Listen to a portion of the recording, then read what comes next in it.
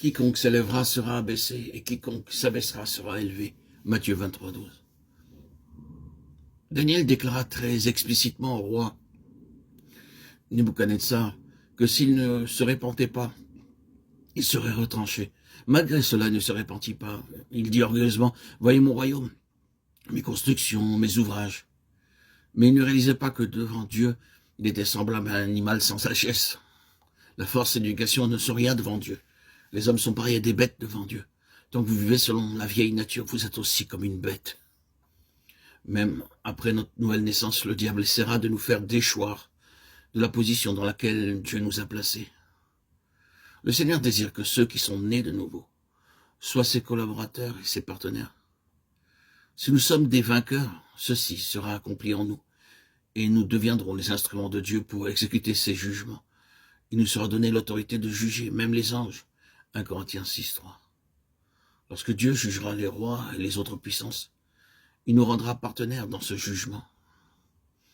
Nous pensons de façon naturelle qu'en nous élevant nous-mêmes, nous obtiendrons plus de gloire. Mais la simple foi divine déclare « Quiconque s'élèvera sera abaissé, quiconque s'abaissera sera élevé » Matthieu 23, 12. Bien que nous sachions cela et que nous l'ayons lu souvent dans la Bible, nous aimons cependant nous élever nous-mêmes. Où que nous allions, si nous ne sommes pas honorés et loués, nous nous vexons. La loi divine déclare « Quand nous humilions nous-mêmes, nous serons élevés. » Je le loue, je l'exalte, et je glorifie le roi des cieux, dont toutes les œuvres sont vraies et les voies justes, et qui peut abaisser ceux qui marchent avec orgueil. Daniel 4, 37. Si nous voulons vaincre, nous saurons que nous aurons à nous humilier nous-mêmes. Nebuchadnezzar dut devenir comme une bête pour comprendre cette leçon de l'humiliation. Cela a pris plusieurs années pour qu'il apprenne à exalter le Dieu véritable. Ne soyez pas comme Nebuchadnezzar. N'attendez pas de devenir comme une bête. Il vaut mieux donner toute gloire au Seigneur et l'exalter à chaque occasion.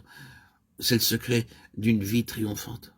Vous devez être capable d'exalter Dieu par vos paroles, par le témoignage de votre vie et par votre ministère.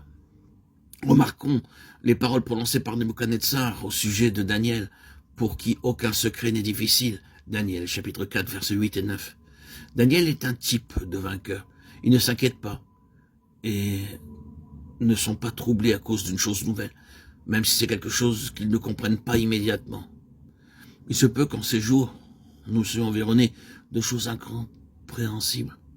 Dans les derniers jours, nous verrons beaucoup de signes et de miracles qui ne viendront pas du Seigneur et que nous ne pourrons pas expliquer comme il le faut. Mais si nous sommes des vainqueurs, nous ne serons pas effrayés, parce que nous aurons cette confiance qu'à son heure et à sa façon, Dieu nous donnera la signification et l'interprétation de tout cela. Amos 3, 7. Dieu n'oublie jamais ce que nous faisons pour lui. Tout notre travail sera largement récompensé.